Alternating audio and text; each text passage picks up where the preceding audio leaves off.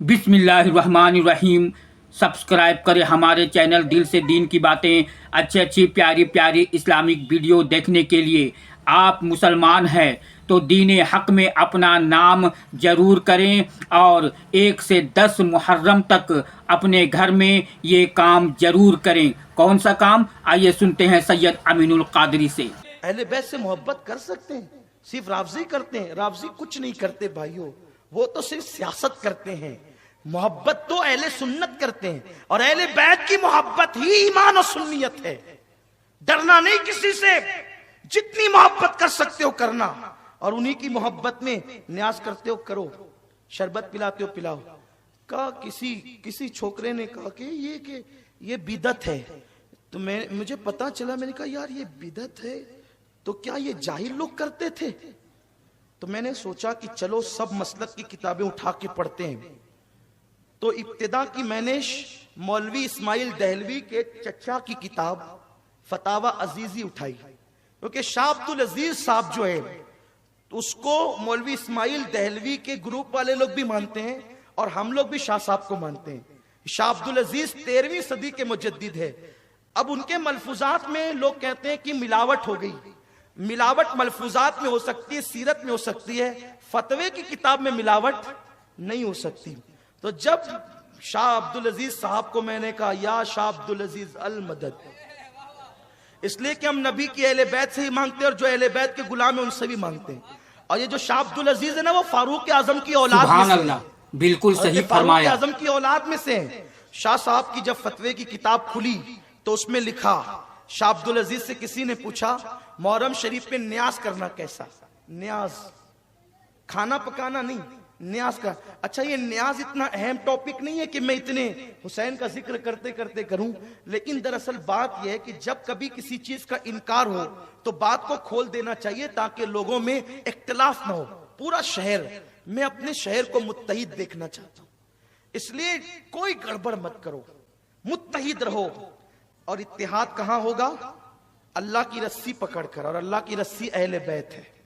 इनको पकड़ो, मुत्तहिद हो जाओ। मेरे भाइयों, तुम अहले बैत को चाहते हो ना, तुम्हारे सर पैर की जूतियां मेरे सर का ताज है। ये लफ्फाजी नहीं, ये हकीकत है। मैं 1 मुहर्रम से लेकर कल तक तड़पता रहा, कब जाऊंगा मालेगांव, तो मेरी कौम से मेरी मुलाकात कब होगी, कब इनको पैगाम पहुंचाऊंगा, कब जिक्र हुसैन करूंगा, क्योंकि मेरी तो तमन्ना ही है, मेरा वजीफा यही, मेरी जिंदगी यही, मेरी बंदगी यही है, सब मेरे लिए यही है। बल्कि दुआ यही है, अल्लाह उस वक्त मौत देना जब मैं जिक्र मौला हुसैन कर रहा हूं, मेरी जबान पे हुसैन का नाम और रूह जा रही हो, ये अपनी दुआ है। वो भी पढ़ दो शाह अब्दुल अजीज साहब वाली, और ये भी बात मुकम्मल कर दो ताकि बात खत्म हो जाए। शाह अब्दुल अजीज साहब से किसी ने पूछा कि न्याज बनाना कैसा, हुसैन पाक की न्याज बनाना कैसा? हजरत शाह अब्दुल अजीज कहते हैं, जब मुहर्रम की 10 तारीख आती है तो मैं अपने मदरसे की छुट्टी दे देता हूं। मेरे मदरसे की छुट्टी हो जाती है।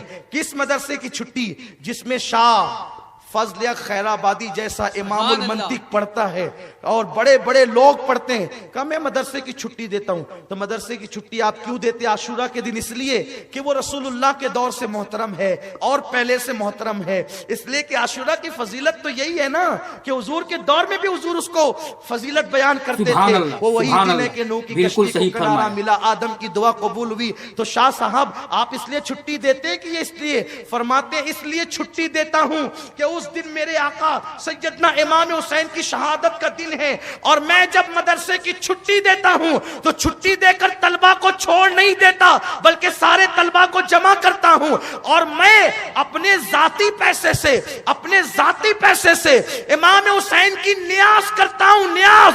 और उधर न्याज तैयार होती है और मैं इमाम हुसैन की शहादत पढ़ता हूं, इमाम हुसैन का जिक्र पढ़ता हूं, और फिर ये होता है, उधर न्याज बन रही है, इधर शहादत हुसैन का जिक्र हो रहा है। जब न्याज आ जाती है, फरमाते हैं मैं इमाम हुसैन की बारगाह में फातिहा पढ़ता हूं, खाना सामने रखकर फातिहा पढ़ता हूं। फिर फौरन फातिहा के बाद खाना नहीं होता, हम सब लोग उठ करके खड़े हो जाते हैं, और खड़े हो करके फिर हम इमाम हुसैन पर और کربلا والوں پہ سلام پڑھتے ہیں، صرف نبی پر نہیں آلے نبی پر بھی سلام پڑھتے ہیں۔ فرماتے ہیں جب میں حسین پر کربلا کا تصور کر کے سلام پڑھ رہا ہوتا ہوں تو اس وقت میں اپنے دل کے قریب امام حسین کو پاتا ہوں، امام حسین کی قربت محسوس کرتا ہوں۔ یہ شاہ عبدالعزیز صاحب، نیاز کا تصور یہاں سے، شربت کا ذکر یہاں سے ہے۔ امام محمد باقر رضی اللہ تبارک و تعالی عنہ، کسی نے کہا حضرت جابر آپ کے نانا کے صحابی ہیں، اسی محلے میں رہتے ہیں، کہا میں اپنے نانا کی صحابی کو دیکھنا چاہتا ہوں، زیارت کرنا چاہتا ہوں، ان سے کہو اگر وہ اجازت دے تو میں آ سکتا ہوں؟ اجازت ہے، آ سکتا ہوں۔ ایک خادم گیا، اے حضرت جابر، امام محمد باقر جو امام زین العابدین کے بیٹے ہیں نا، آپ سے ملنا چاہتے ہیں، اور وہ آپ کے محلے میں آئے ہیں۔ آپ غصے میں آ گئے، تم لوگ کیا کرتے ہو؟ ابھی آ کر مجھے کہہ رہے ہو کہ وہ ملنا چاہتے ہیں؟ ارے میرے محلے میں آئے تھے تو پہلے ہی مجھے بتا دیتے، میرے محلے میں آئے تھے تو پہلے ہی مجھے بتا دیتے، سبحان اللہ، میں خود جا کر کے ان کی بارگاہ میں حاضر ہوتا، کیونکہ وہ ہیں 6-7 سال کے بچے لیکن ان کی رگوں میں نبی کا خون ہے، اہل بیت ہے، وہ حضور کی اولاد ہیں۔ میں خود جاتا، لیکن چونکہ اب انہوں نے کہا آنے کا، بولو آ جائیں، گھر تو آپ ہی کا ہے، آ جائیں۔ اور فرمایا جب وہ نکلنے لگے اٹھ کر کے میرے یہاں آنے کے لیے، مجھے اطلاع کر دینا، وہ وہاں سے نکلیں گے، میں تعظیم کے لیے یہاں سے کھڑا ہو جاؤں گا۔ یہ صحابی کا مسلک ہے، صحابی کا۔ اور نبی کے نام پر ہم اٹھ کے کھڑے ہونے میں تساہل ہی کرتے ہیں، وہ 6-7 سال کے نبی کے گھرانے کے بچے کے لیے اٹھ کر کے کہتے ہیں میں کھڑا ہو جاؤں۔ اور اس کے بعد امام محمد باقر آئے، کسی نے کہا آ گئے امام باقر آ گئے، تو جیسے ہی کہا آ گئے تو کہا کہاں ہے؟ نابینا ہو گئے تھے، گھٹنے زمین پہ ٹیک دیا۔ کس نے؟ سفید داڑھی ہے، نبی کا شاگرد ہے، صحابہ میں عالم ہے، عالم، صحابہ میں عالم ہے۔ اللہ اکبر، اپنے گھٹنے زمین پہ رکھ دیے اور اپنے لبوں سے امام باقر کے پیر چومنے لگے۔ امام باقر کے پیر چومتے ہیں، امام باقر نے بمشکل اٹھایا، آپ کیا کرتے ہیں؟ آپ میرے نانا کے صحابی، کہا آپ اہل بیت ہیں، رسول کے شہزادے ہیں، آپ مجھے چومنے دے۔ پیر چومنے لگے، اور جب اٹھ کر کے کھڑا کیا، اٹھا کر کھڑا کیا گیا تو اپنا ہاتھ لیا اور امام باقر کے سینے پہ ملنے لگے۔ اپنا ہاتھ لے کر امام باقر کے سینے پہ، کہاں؟ کپڑے کے اندر ہاتھ ڈال کر سینے پہ مل رہے ہیں۔ اور اس کے بعد اپنی ناک پہ ہاتھ رکھا، اپنی ناک پہ ہاتھ رکھ کر مسکرانے لگے، اس لیے کہ جو عاشق ہوتے ہیں ان کو نبی کی اولاد کے خون کی خوشبو آتی ہے، خوشبو۔ جن کو نہیں آتی وہ اپنے عشق کو تول لے کہاں ہے، اس لیے کہ کون ہے آل نبی کون نہیں ہے، اسی میں اٹکے ہوئے ہیں۔ سبحان اللہ، ہماری سبحان ناک اللہ، ایمان کی بند بالکل ہے، صحیح ایمان فرمایا۔ ہو تو ناک ہو نا، خوشبو۔ امام اہل سنت کو آئی تھی نا، آپ نے وہ واقعہ سن رکھا ہے، وقت ختم ہو رہا ہے، بلکہ ختم ہو گیا ہے، جلدی ختم کرنا ہے، 5 منٹ پہلے ہماری شرط یہ ہے، ختم ہو جائے گی گفتگو۔ سینے پہ ہاتھ ملا، کس نے؟ جابر نے۔ بوڑھے ہیں، علم والے ہیں، بہت بڑے عالم ہیں، صحابی حضور کے شاگرد ہیں، اور ناک پہ ہاتھ رکھ کر کے خوشبو سونگی۔ اور اس کے بعد کہا محمد باقر شہزادے ذرا اپنا کان میرے منہ کے پاس تو لاؤ۔ امام باقر نے کان لے گئے، جی فرمائیے کیا کہنا چاہتے ہیں؟ کان میں چپ کے کچھ کہا تو امام باقر اتنا ہنسے کہ آپ کے سارے دانت دکھے۔